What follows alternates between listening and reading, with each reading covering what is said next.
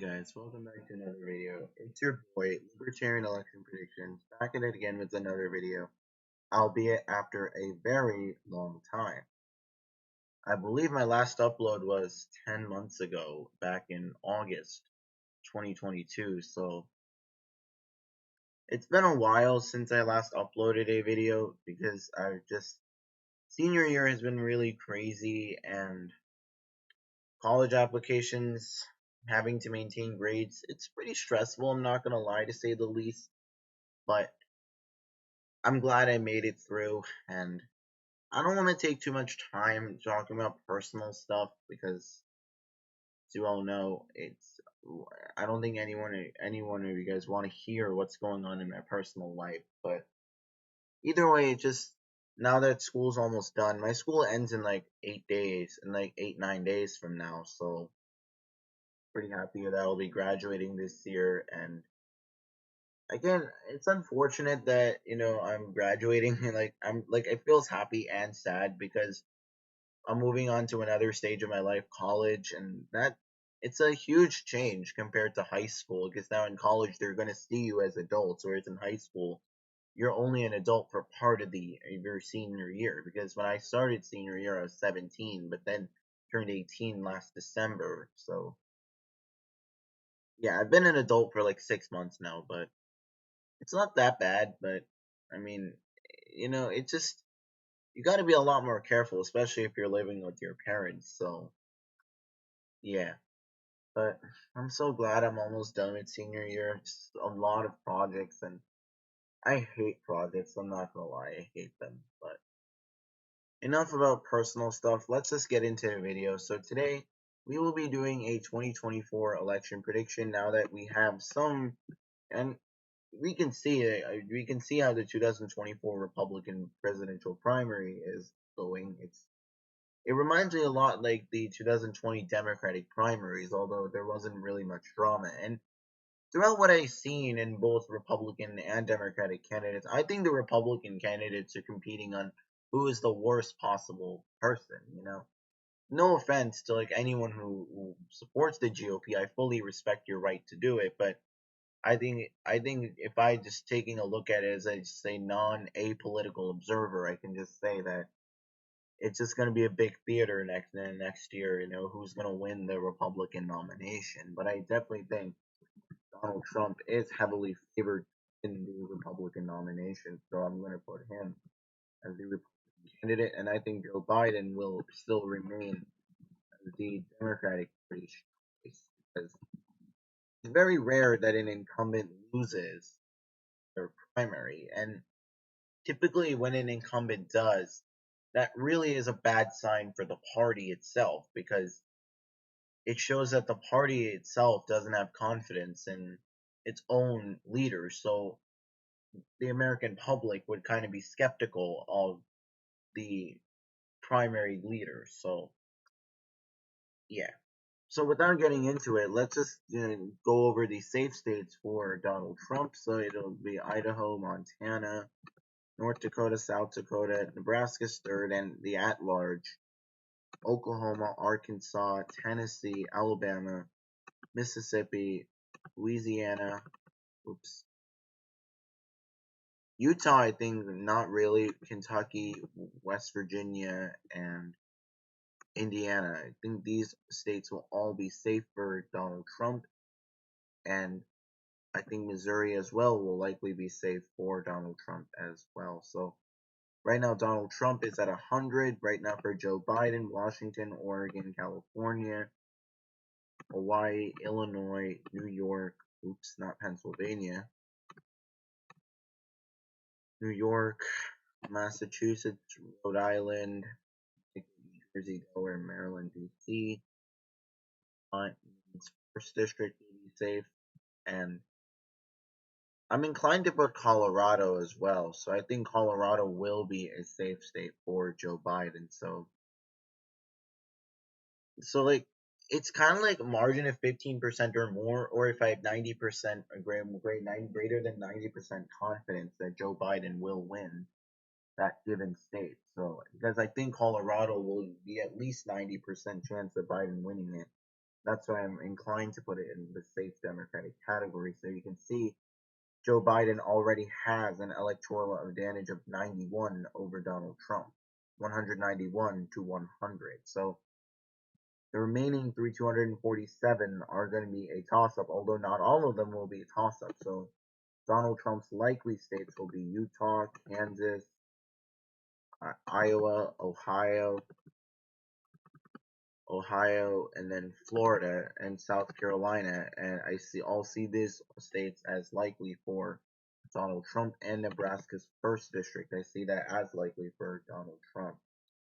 Utah, Kansas, I don't think I can need to explain too much. They're already pretty safe Republican, but given how Kansas is trending and the fact that it voted to the left of Missouri in 2020, which I thought was pretty surprising to say the least, it kind of indicates, and plus, if you look near the Missouri and the Kansas City area, those suburbs are becoming increasingly blue, and it's more like a response to Trump rather than the Republican Party as a whole. But if you put Trump on the ballot, considering his current state of affairs, it you can kind of say he will definitely lose some support, not a whole lot of support, but definitely there will be people who may have voted for him in 2020 who may reconsider their choice. Maybe they either maybe might vote it for Donald Trump out of spite or just not vote at all. Utah, very similar thing as well. Iowa, Ohio, South Carolina, and Florida, all these states we know Iowa, Ohio, and Florida are all trending Republican, and there's no doubt that and plus Donald Trump is very unique when it comes to the Rust Belt, like Iowa and Ohio. Like Trump managed to take these states, which were swing states or even Democratic states, and made them solid Republican states. But I do not see Ohio being a 15-point state on the presidential level, although Ohio is very Republican on the federal level. Iowa, you see that increasing rightward shift in the rural areas, although I do not think Iowa will be this 30-point or 20-point Trump state. I think it'll rather be like maybe 10 to 11%. Although given Trump's state of affairs, I can see Iowa going down to 6% for Trump.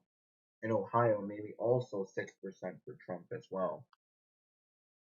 So moving on to the Democratic Party's likely states, Joe Biden's likely states include New Mexico, Virginia, Minnesota, New Hampshire, Maine at large, and I think that's pretty much it. And even Michigan, I can likely say as likely for Joe Biden. The reason why New Mexico, we can see that Hispanic vote has shifted to the right in 2020, and although it may be swing in 2024 depending on how Trump campaigns or appeals to those voters, it's fair to say that New Mexico will not be a 15-point state. So I can see that as likely when we see the election returns in about a year and 5 months. Minnesota, very similar deal too. It voted very narrowly for Hillary Clinton in 2016, and Minnesota hasn't gone Republican since at least the 70s. Like I believe 1972 was the last time it went Republican. So it's been practically 51 years now since Minnesota became last went Republican. So,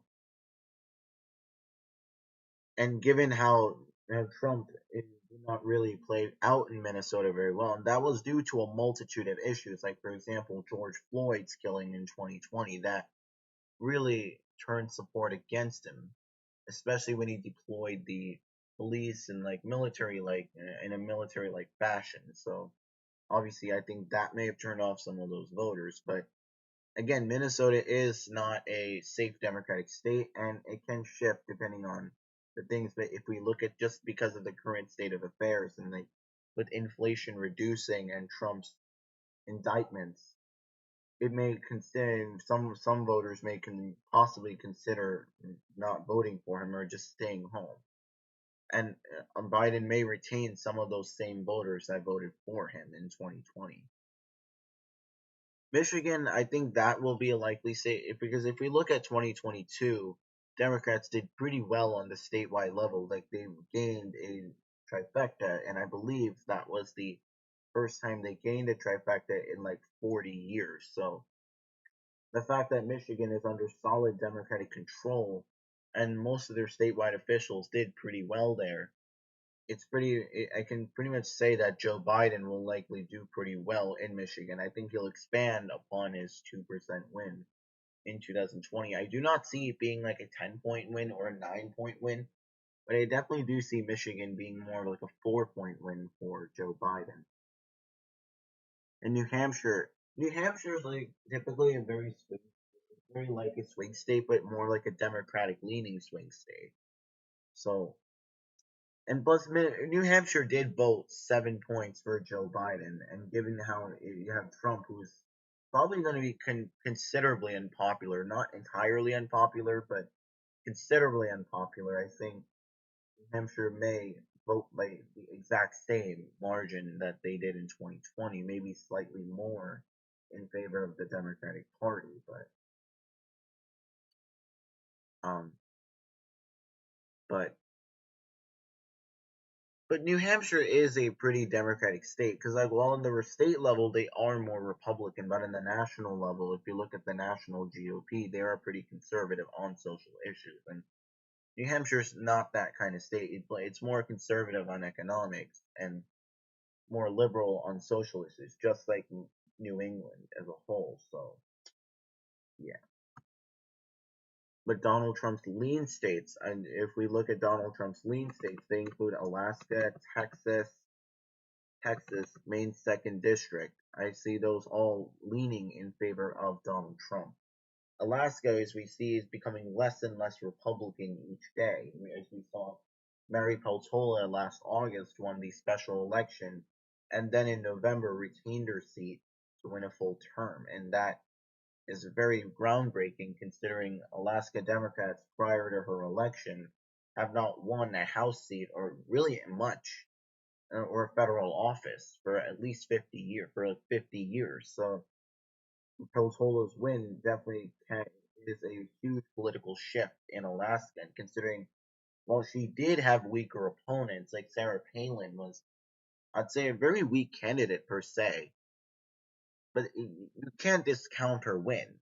And like her win really will pave the way for Democrats. And while not ready for it to shift or like become this all of a sudden competitive swing state, but given how Alaska is more of like a libertarian state, libertarian rights state, Donald Trump doesn't really fit in with a lot of Alaska. And like even though Alaska is Republican, you can actually say it's fairly progressive when it comes to many of these issues like ranked like voting systems, like ranked choice voting. Like they have a top it's like they have a jungle primary and whoever is the top four will move on to the general election.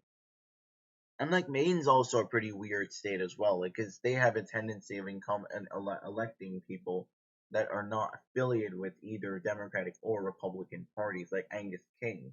One of the incumbent senators from Maine is named independent. So Maine does have a history of electing independents to office. So Alaska is sort of like a in. You can't really put Alaska in a box. You know, it's more like it depends on the issues. Like on oil stuff, like on the environment, Alaska is pretty conservative on the environment. But like when you can look at it on a social perspective, Alaska is fairly liberal. But given how Peltola's win in 2022 both times, and Democrats doing better than ever in state history, I think it's a testament to see how Alaska will play out in 2024. If it votes for Donald Trump by the same amount, then I would say Peltola's win was more like a fluke. Although, given how widely approved she is, I think Peltola will help Joe Biden on the ballot as well. So now this gives us our final states of Nevada, Arizona, Georgia, North Carolina, Pennsylvania, and Wisconsin. But now Joe Biden has his lean states as well. These lean states include Nebraska's second district and Pennsylvania. I see that as being lean for Joe Biden. Nebraska's second district, it voted pretty heavily for Joe Biden, especially a 9 point shift if you consider that from 2016. And given how the suburbs are trending heavily to more to the Democratic Party's direction, I can see Joe Biden retaining Nebraska's second district in 2024. Pennsylvania is a very similar thing too, although Pennsylvania voted Republican as recent as 2016 and had a Republican senator as recently as very early January. Democrats did very well in 2022 in Pennsylvania, and credit to the disorganized GOP that nominated Doug Mastriano, and he was a complete disaster and dragged down Dr. Oz as well. But we got to admit, even without Doug Mastriano, I think Dr. Oz still would have had an uphill battle in the state due to due to issues with his residency, and he just comes off as more like an out of touch elitist. And Trump really galvanized, and to credit to Trump, how he galvanized a lot of the anti-elite sentiment. So, plus, if you look at John Fetterman, he's more like your average guy. And well, we can disagree with some of his issues and what he thinks, but there's no denying, he looks and resembles a lot like the common person. There's no denying of that. Like there are times he just wears shorts and a hoodie, and his his dressing up style is very pretty unorthodox for a senator, and it could be good and bad in some aspects. I think it's kind of wrong because it's more like you're violating the rules and like it doesn't show that you're serious about the job. But I think at the same time, seeing someone who we can actually relate with, it does feel good knowing that we have politicians that aren't just beholden to the beholden to the corporate sector. So looking at Donald Trump's now, this is really where the election will take place. And don't get me wrong, Pennsylvania and will play a pivotal role in determining who will win the election. But considering how Pennsylvania is more of a Democratic leaning swing state, I do expect it to go within 2 or 3% for Joe Biden, considering he'll have more additional support compared to 2020. So now we'll look at now Nevada, Arizona, Georgia, North Carolina, and Wisconsin. I think is really where the election will be fought the hardest, and I expect the most visits to be in these 5 states. I expect. So now giving a rating to each of these states is going to be incredibly hard, and it's kind of hard considering each state is a little different. But let's start off with what I think I can call more confidently Nevada. I know this may be a little bit of a weird thing, but I think Nevada will be a tilt Democratic state. It's like the Democratic version of North Carolina. Like Republicans do pretty well in it, but they end up just coming short. Well, Joe Lombardo, I think, was an exception because that owing due to Steve Sisolak, the former governor's unpopularity, that probably played a role. But if you look at most of the statewide elections, Democrats did take most of Nevada's office. I believe their Secretary of State recently flipped from Republican to Democrat. So given how the Democrats performed on the statewide level in 2022, more like a mixed bag, while they gained a critical state office but lost another critical office, the governor's office. But it really depends on like how Joe Biden appeals to a lot of those Latino voters, particularly down in Las Vegas. And if Biden can hold on to his coalition that he had in 2020, I can still see him narrowly edging out. And we can see how Catherine Cortez Masto narrowly fended off a challenge from Adam Laxalt. And Laxalt was probably, I'd say, a pretty good candidate for the GOP, but just came up short. But I think if you look at Joe Biden, I think he still has what it takes to win. I don't think that we can't discount Donald Trump's chances of winning Nevada, but if we look at Nevada, it's more like the Democratic Party's version of North Carolina. It's like the Republican Party's version of North Carolina. It's like the curse for Republicans. And if they do win Nevada in 2024, my bad, that will be their first win in Nevada since 2004, so about 20 years. So like, that will be a huge thing, but I do completely expect Nevada to narrowly tilt in favor of the Democrats. This is as of right now. And if we look at, and also a lot of this is due to like Trump's current state of affairs, which is pretty bad to say the least. It's kind of unfortunate that a lot of this happened to him. And to be fair, I do support the conviction of politicians, regardless of your party. You know, if you're a Democrat and you did something wrong, I want you out of office. And same thing to the Republican Party as well, or even any party as matter of the fact.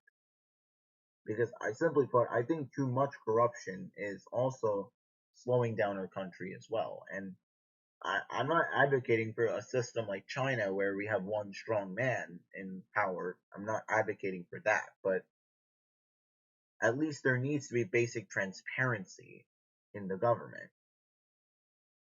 So now looking at our next state over, which is Arizona, this one will be a tricky one, but considering Trump lost Arizona in 2020 by very narrowly point 0.3, but Democrats had a very good year in 2022 in Arizona. Like they flipped the governorship, and I believe that's the first time they won. 2022 marked their Democrats' first win for governor of Arizona since 2006. So it's now been, so it was 16 years up to then. But given how Democrats did very well on the statewide level in Arizona, had been making gains considerably. And if you have someone like Donald Trump on the ballot, well, Arizona can go either way depending on how Biden is perceived, and favorability does kind of play a role in it too. But I think Arizona, I think, narrowly tilts in favor of Joe Biden. This is because I believe it's due to the state of affairs of Donald Trump. I think and considering Trump is not very well liked in Arizona, Arizona is more like a neocon moderate Republican state, and Trump does not really check the boxes for the state's political leanings. And considering how Democrats have been making considerable gains in Arizona, I do see Republicans having an uphill in Arizona in next year. Moving on to Georgia, moving to the east in Georgia. Georgia is a very interesting one because Republicans had a pretty good performance in 2022 after the disastrous couple years, losing the Senate races to the Democratic Party. But that doesn't discount the fact that Democrats have been making gains in Georgia since 2018. So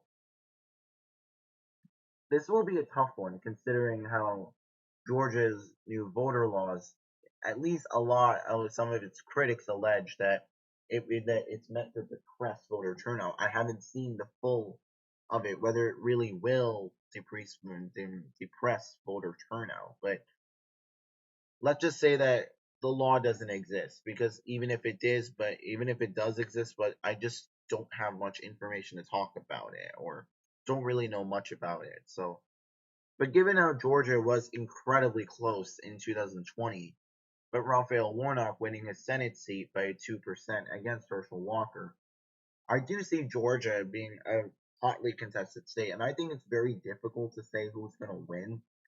But if you look at the suburbs of Georgia, they're not really fond of Donald Trump per se, and they may consider Donald Trump's politics as too far right, but at the same time, I can see the rurals, particularly Marjorie Taylor Greene's district, and coming out heavily in favor of the president, of the former president. But but it's really Atlanta that will play a huge part. Atlanta and its surrounding areas, and Savannah and Savannah and its surrounding areas, I think will play a major role in determining who wins. But given that the current circumstances with inflation reducing, Donald Trump's political situation, Donald Trump's unfortunate political circumstances, and given just how Republicans are just perceived as more negative compared to Democrats, I can honestly say I see Georgia being slightly in favor of Joe Biden. However, I think North Carolina, I will give that very narrowly in favor of Donald Trump.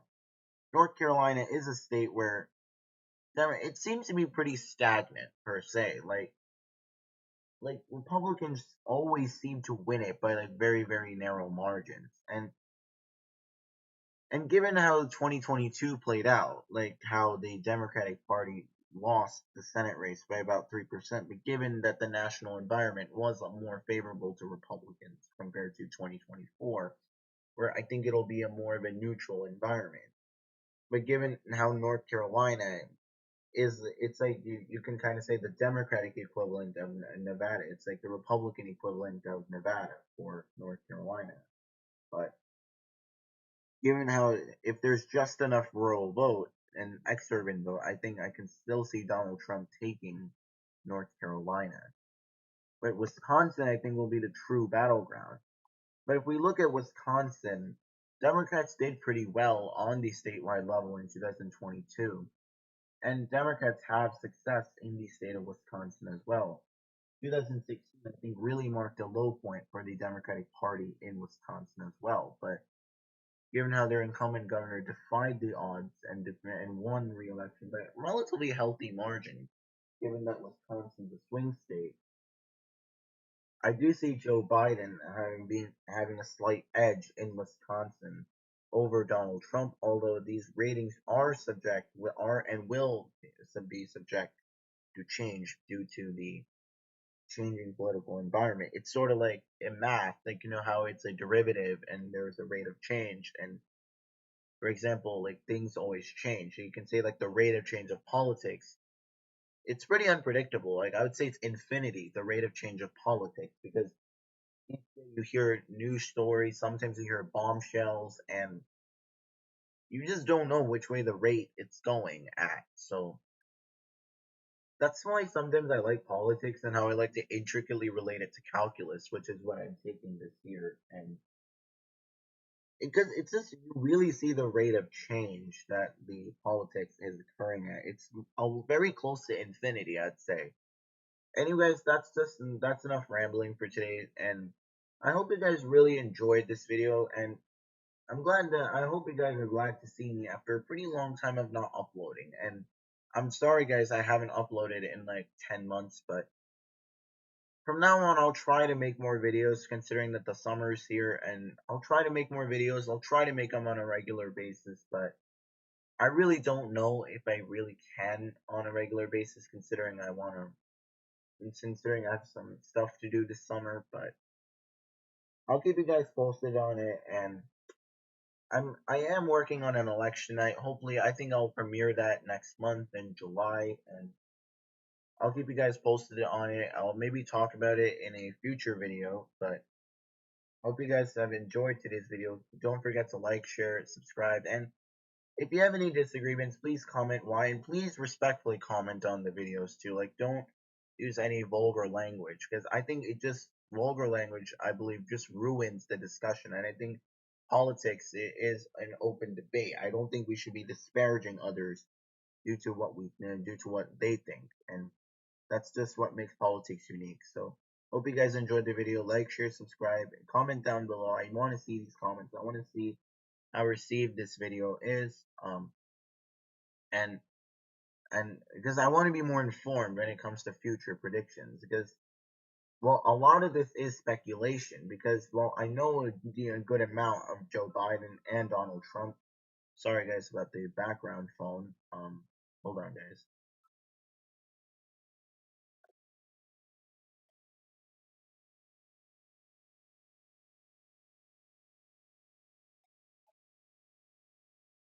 Sorry guys about the background.